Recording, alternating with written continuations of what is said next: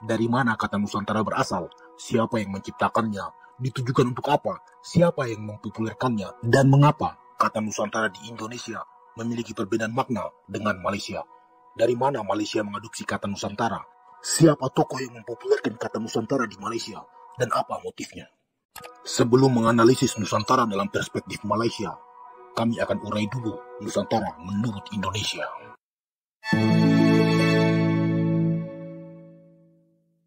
Nusantara secara etimologi berasal dari bahasa Jawa Kawi yang bermakna antara pulau, atau dalam makna yang lebih luas, Nusantara adalah wilayah yang berisi gugusan kepulauan.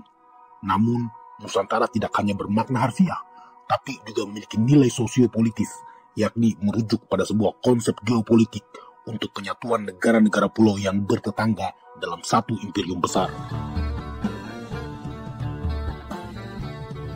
Konsep geopolitik itu pertama kali digagas oleh Sri Kertanegara, Raja Singasari dengan istilah Cakrawala Mandala Dwi Pantara. Konsep itu merupakan ambisi politik Sri Kertanegara untuk membangun sebuah kerajaan besar demi membendung hegemoni kerajaan Mongol yang pada saat itu adalah kekuatan superpower di Asia. Di sini bisa dilihat latar belakang terminologi Dwi Pantara, digunakan untuk melawan kekuatan imperialis asing. Namun sayang sekali, Kertanegara tidak berhasil menuntaskan ambisi politiknya itu hingga beberapa dekade kemudian.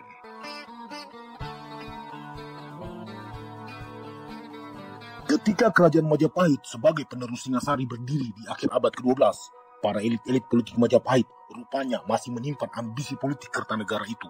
Ambisi politik itu untuk penyatuan negara bangsa dalam satu kerajaan. Lalu, pada masa pemerintahan Hayam Wuruk, ambisi politik itu akhirnya sukses dilaksanakan. Dalam kitab Negara Kertagama disebutkan, ketika Mahapati Gajah Mada dilantik, dia mengucapkan sumpah yang dikenal dengan nama Sumpah Palapa, yaitu beliau akan berpuasa hingga berhasil menaklukkan seluruh Nusantara.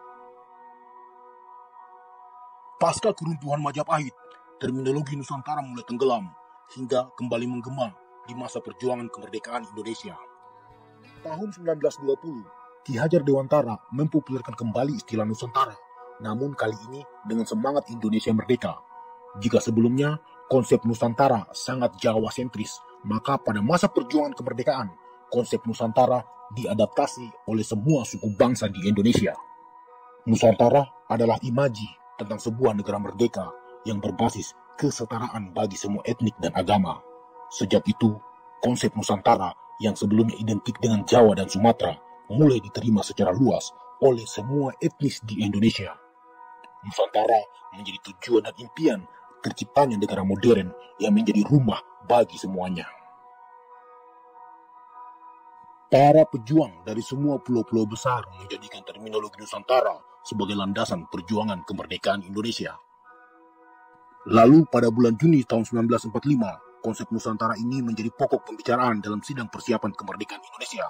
Tokoh-tokoh yang bersidang itu antara lain Soekarno dan Otto Iskandar Dinata dari Pulau Jawa, Muhammad Hatta dan Agus Salim dari Pulau Sumatera, Teuku Muhammad Hasan dari Aceh, Samratulangi dan Andi Pitarani dari Pulau Sulawesi, Pangeran Muhammad Nur dan Anang Abdul Hamidan dari Pulau Kalimantan, Yohanes Latuhar Hari dari Maluku, dan masih banyak lagi. Mereka bersidang untuk menentukan teritorial negara baru Indonesia. Saat itu, Muhammad Yamin menginginkan wilayah Indonesia sesuai dengan konsep Nusantara klasik, termasuk Semenanjung Malaya, seluruh Kalimantan, Filipina, Kamboja, sampai Madagaskar. Ide Yamin ini ditolak oleh Hatta yang lebih tertarik memasukkan wilayah Semenanjung Malaya dan seluruh Kalimantan ke dalam Republik Indonesia. Namun, karena hukum internasional dikenal asas uti possidetis juris yang mengatur teritori negara merdeka harus mengikuti wilayah bekas kolonialnya, maka Malaysia, Singapura, dan Brunei tidak bisa dipaksakan masuk ke dalam negara Indonesia. Dari uraian itu sudah jelas bahwa Nusantara bukan sekedar pengertian antara pulau, tapi mengandung nilai filosofi sejarah leluhur Indonesia yang diwariskan selama berabad-abad. Nusantara adalah sebuah konsep geopolitik yang juga mendasari semangat persatuan nasional. Kita tak pernah jumpa pula orang Thailand pergi bergaduh pasal terminologi Nusantara ni. Walaupun Brunei sekali pula, Brunei, Singapura, kita tak jumpa mereka bergaduh tentang terminologi ni. Hanya netizen Malaysia dan Indonesia sahaja. Tak tahu apa masalah dua bangsa ni. Itulah. Sebenarnya tidak perlu disebutkan jika negara lain mau secara jujur meletakkan terma Nusantara secara proporsional, bukan malah mendefinisikannya dengan sembarangan. Bahkan Indonesia modern hari ini dan sejak dulu juga masih berada dalam lingkungan alam Melayu atau Nusantara. Alam Melayu atau Nusantara. Nusantara menurut Malaysia adalah alam Melayu, meliputi Filipina, termasuk seluruh wilayah Indonesia.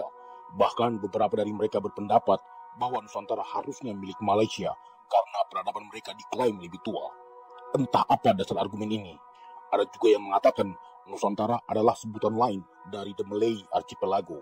Definisi Nusantara menurut Malaysia ini, jika ditelusuri, tidak memiliki dasar argumen yang valid dari sisi sejarah. Sementara Nusantara secara etimologi adalah wilayah kepulauan.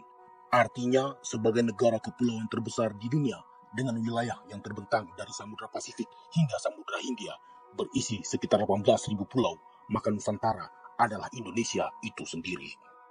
Yang kedua, soal peradaban.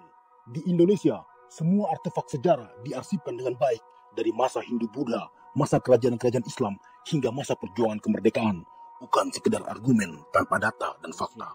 Bahkan dalam kitab Melayu klasik Sulalatus Salatin yang menjadi rujukan para sejarawan Malaysia sangat jelas menyebutkan bahwa wilayah Nusantara merupakan wilayah Majapahit. Kitab Melayu klasik Sulalatus Salatin ini tersebar di berbagai negara. Indonesia hanya memegang 5 manuskrip, sisanya disimpan di Inggris, Rusia, dan Belanda. Ada Ibrahim Haji Yaakob, dia gagaskan semangat Nusantara untuk menyatu padukan semua Melayu bukan setakat dekat kawasan Semenanjung ini.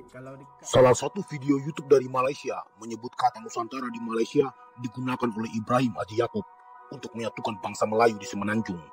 Pernyataan ini tidak tepat. Mengapa? Karena Ibrahim Yaakob ini bukan ingin mendirikan Malaysia. Justru sebaliknya, beliau ingin menyatukan Malaysia ke dalam Indonesia dalam konsep Indonesia Raya yang beliau yakini sebagai representasi dari Nusantara. Ibrahim tidak sepakat dengan rencana Tunku Abdul Rahman yang ingin menjadikan Malaysia terpisah dari wilayah induknya, yaitu Indonesia. Ibrahim Yaakob meyakini bahwa Semenanjung Malaya adalah bagian tak terpisahkan dari Republik Indonesia.